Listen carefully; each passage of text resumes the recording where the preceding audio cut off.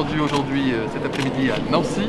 Je suis à côté du maire de Nancy, Mathieu Klein, qui a eu la gentillesse de m'accueillir pour me faire découvrir les centres de vaccination qui ont déjà été mis en place ici dans cette ville depuis presque une semaine, puisque Nancy a commencé à vacciner des personnes âgées de 75 ans et plus mercredi dernier avec un grand succès. Beaucoup de monde se présente pour se faire vacciner dans le centre de l'hôpital, dans le centre de ce palais des congrès du centre de Nancy, avec une très étroite collaboration entre la médecine de ville et la médecine hospitalière, entre les médecins et les soignants paramédicaux, l'intervention de la protection civile aussi, et puis l'intervention très étroite et très importante des élus, et notamment des élus locaux de la ville, du département, de la région, qui ont mis à disposition non seulement la salle, mais des moyens pour que les gens puissent se faire vacciner dans le confort, avec également des moyens de mobilité pour aller à destination des personnes qui ne peuvent pas forcément se déplacer. Et ici à Nancy, depuis déjà quelques jours, il y a un centre téléphonique départemental qui reçoit énormément d'appels.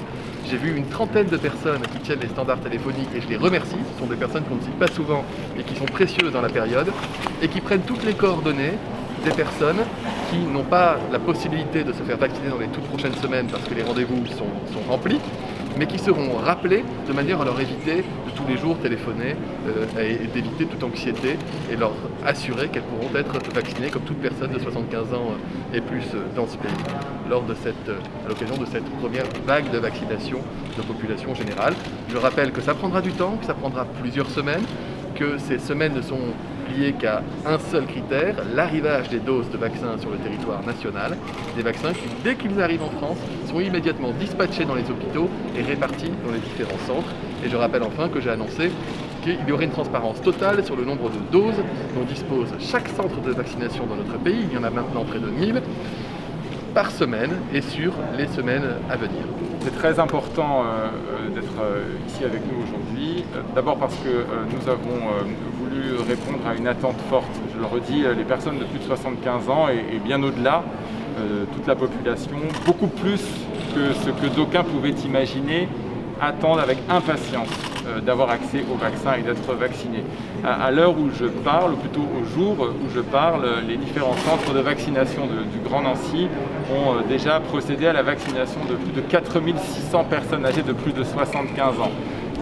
Depuis donc mercredi dernier. Si on l'additionne aux soignants de plus de 50 ans, nous avons dépassé les 8000 vaccinations sur le territoire depuis le 31 décembre. Et à l'heure où nous parlons, le véhicule qui se rend au domicile des personnes âgées, donc équipe d'infirmiers et de médecins qui vont vacciner à domicile les personnes qui ne peuvent pas se déplacer, commence ses tournées dès aujourd'hui. Donc ce dispositif est un dispositif qui répond à une attente forte et qui est appuyé sur une collaboration entre l'hôpital, le CHRU, qui est le navire amiral autour duquel s'organise la campagne de vaccination, les cliniques privées, la médecine libérale, et je salue ici d'ailleurs les infirmiers et les médecins libéraux sans qui ce centre n'existerait pas et qui se sont engagés pour que les Grands Nancéens aient accès à la vaccination. Et je veux aussi signaler que sur ces 4600 personnes qui ont été vaccinées dans les centres du Grand Nancy depuis mercredi dernier, 700 viennent de communes en dehors de la métropole du Grand Nancy, puisque nous avons veillé en lien très étroit avec Valérie Bozarek, la présidente du département de Meurthe-et-Moselle, avec l'ARS et le préfet, à donner accès à l'ensemble du territoire à la vaccination. L'attente est forte, je l'ai dit à Olivier Véran, il le sait, je lui ai redit, l'attente est forte. Nous sommes prêts, nous, aujourd'hui, à continuer à déployer cette campagne. Nous attendons évidemment les doses pour faire en sorte que les plus de 75 ans soient vaccinés le plus vite possible. 20% des personnes de 75 ans et plus du Grand Nancy sont d'ores et déjà vaccinées à l'heure où nous parlons. Donc pour le déployer le plus vite possible, nous sommes prêts. D'abord, Nancy est une ville qui a beaucoup souffert après la première vague épidémique, la deuxième vague aussi. C'est une ville qui est dans un département qui est sous couvre-feu à 18h depuis le 2 janvier. Et d'ailleurs, je constate avec un peu de soulagement, même si je ne veux pas être rassurant à ce stade, que l'incidence, c'est-à-dire la circulation du virus, a plutôt tendance à faiblir depuis quelques jours sur le territoire nancéen et dans le département de Meurthe-et-Moselle. C'est le cas pour les 15 départements dans lesquels le couvre-feu à 18h a été appliqué le 2 janvier. J'espère que c'est amené à s'amplifier et à perdurer. Et puis Nancy, c'est une ville qui a pu développer des centres de vaccination en bonne intelligence entre les élus, les équipes soignantes, je l'ai dit tout à l'heure. Vous savez, dans la ville, il y a toujours deux catégories de personnes. Il y a des personnes qui cherchent des problèmes et il y a des gens qui trouvent des solutions. Et bien ici à Nancy, on trouve des solutions pour pouvoir permettre de protéger un maximum d'habitants dans les meilleures conditions possibles. Votre ministère annonce le décès de 5 personnes des suites de vaccins, dont 3 à Nancy.